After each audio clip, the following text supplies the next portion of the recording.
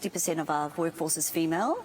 A lot of them are often the primary caregivers, and so ensuring that we've got flexibility that fits their lifestyle, that can help them manage all of those caring responsibilities, actually means that reviewing the award and creating some of that flexibility is very meaningful for our team, and I know would be very welcomed by our team. Some of the commitments made by government, the real pragmatic and tangible ones for us, like lifting the skills, the migration cap, and also the flexibility for students, I think those were really meaningful for us. The indication around the willingness to review boots and ensure that that's fair, flexible and simple.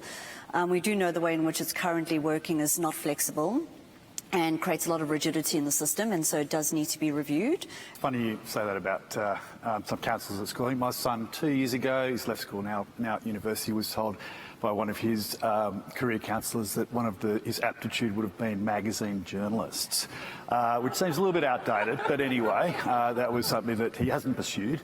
But I think, the Jobs and Skills Summit, anything that sort of focuses on those two things in an environment as well, I think that is very collaborative, positive with industry bodies, politicians, and unions is a great thing, and anything that shines a light on skills is particularly important, and that's what we think is the future, and it will be the currency of the future workforce, which is skills, and it leads to a whole lot of goodness as well.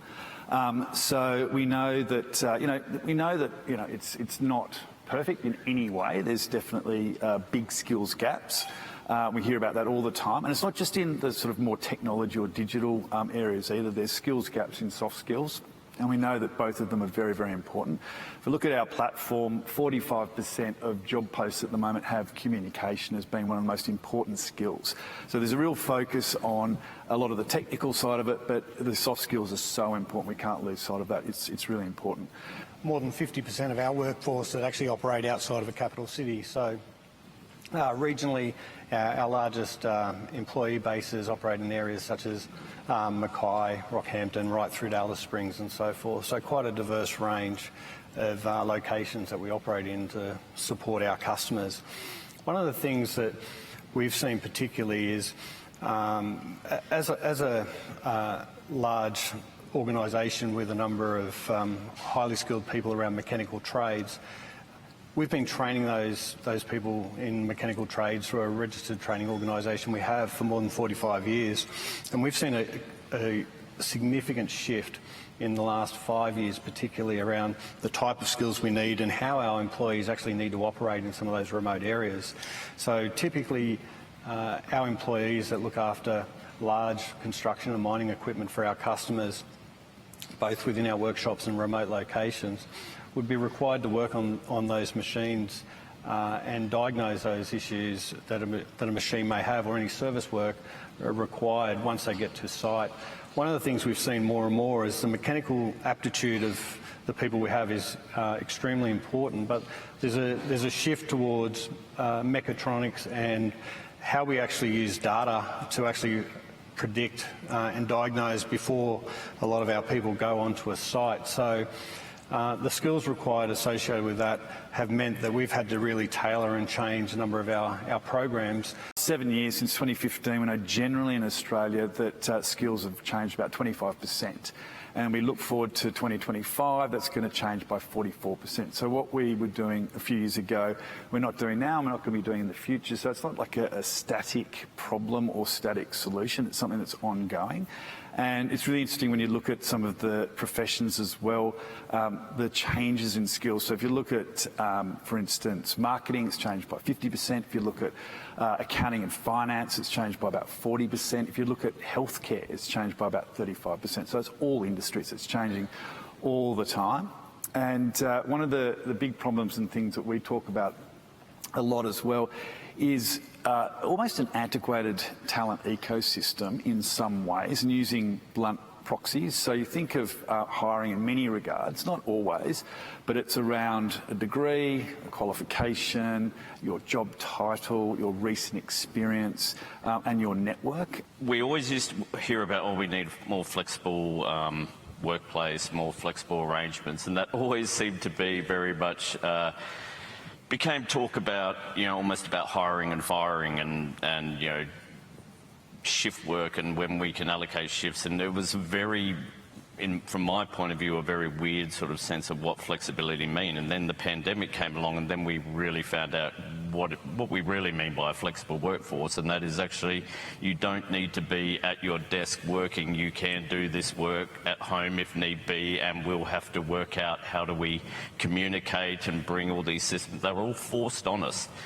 And it's kind of been weird to me to see some employers, as soon as the pandemic is over, to think, okay, let's go back. And it's like, wait, didn't we learn something in this period that actually, you know, I worked from home a lot. Sometimes I liked it, sometimes I hated it, but the flexibility did have some benefits. But I felt I was as productive whether I was home or at work.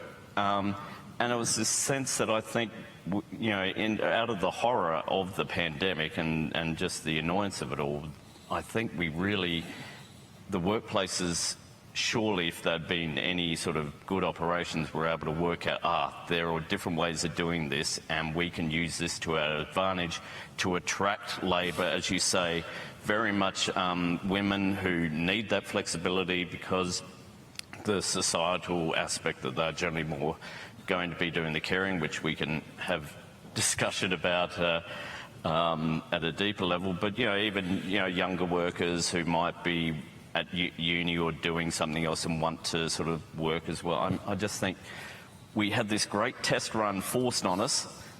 Let's not just go, oh, glad that's over. You know, our Weipa operation, for instance, our entire parts distribution centre is operated by school parents, and effectively we have a job design which allows them to take their kids to school, come to work, do work until about 2 p.m. and then leave to go pick their kids up and care for their kids.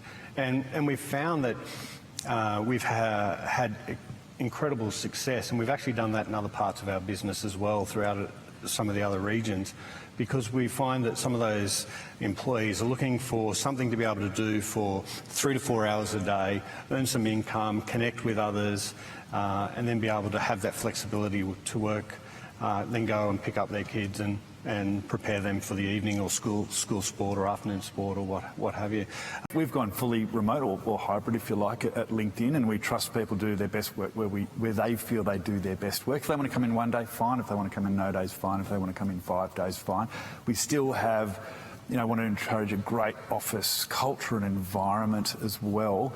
And we're finding people that thought they were going to be almost 100% remote are coming in quite a lot. They just love the interaction, collaboration, meeting people, that demarcation between home and work, but having that availability, that flexibility is so powerful for just, for more diverse workforce, for women in the workforce, and just employee sentiment. A high-performing business with employees that are embracing it will actually be more successful on the basis that those employees will self-select where and when they work and how they actually deliver value to the business. And what I mean by that is that for us, one of the things we've seen is particularly an increase in discretionary effort, and you can see it and you can feel it in the organisation when people are in the office. There's more energy, there's more conversation, and we find that the ability for people to interact face to face means that they take the most of that opportunity, so that they're not necessarily on a Teams call for 8 hours when they're working from home. And I think that's really important as well. So how do you create those environments to allow them to really do that? I think there's a range of things, whether it be our team that work in our support offices. We're thinking about what does flexibility mean for them. We're a people business, and people are the cornerstone of our business. And so I think we aren't requiring or expecting people to come in. We're working with them around what fits their lifestyle. And I think that what COVID has done is really unlocked what does flexibility mean, and has forced us to disrupt our own thinking and our own belief systems around how jobs are designed and what's possible. And so a lot of what we've been doing and focusing on is multi-skilling, upskilling and reskilling for our team. So giving them the development opportunities and making sure we can maximise their participation, but also opening up those avenues for those that are underrepresented. So our focus is very much on development and creating those opportunities for our team, and I think that's where we can really make a difference. Well, first of all, I think it's wonderful to hear the Prime Minister refer to the care sector that way, and I think quite rightly. The crucial thing is to actually act like it. If you act like an industry is an essential industry, is a vital industry, then your policy should reflect that rather than it being, instead of it becoming let's all get together and applaud them on Twitter for a minute, and then, as we saw during the pandemic where people would do, let's applaud the nurses for 10 minutes, and then it's like, well, how about pay us better? I think just in a practical sense, this shift to multi-employer bargaining and allowing it actually to work, to actually free up the blockages that are in place at the moment and allow it to work in the way that it was intended to, should, I think, not only give them a pay rise, but actually, hopefully, attract workers. I mean, this is how it's meant to work. When there was a shortages of lettuces, the price of lettuces went up. When there's a shortage of aged care workers and care workers in general, shouldn't the price of their labour go up to kind of attract people to come into the system? Since the pandemic, skills around healthcare in particular have been rising amongst the fastest skills on our platform. So mental health counselling, critical nursing, NDIS, these sort of skills have been rising rapidly. But then we look into the sectors of healthcare as well as teaching. They are the top 2 industries where people actually leave to go to other industries. So healthcare's about 2.5 times above the average of people leaving the industry to go somewhere else, and teaching's 3.5 times. The idea of continual learning, I think, is so important. I think in the past we've just thought, okay, one and done, we'll get those skills and then we'll sort of move on. They change so much in every single industry, and recognise that at an individual and organisational level is so important. And then investing in them, I think, is very important at an individual and organisational level.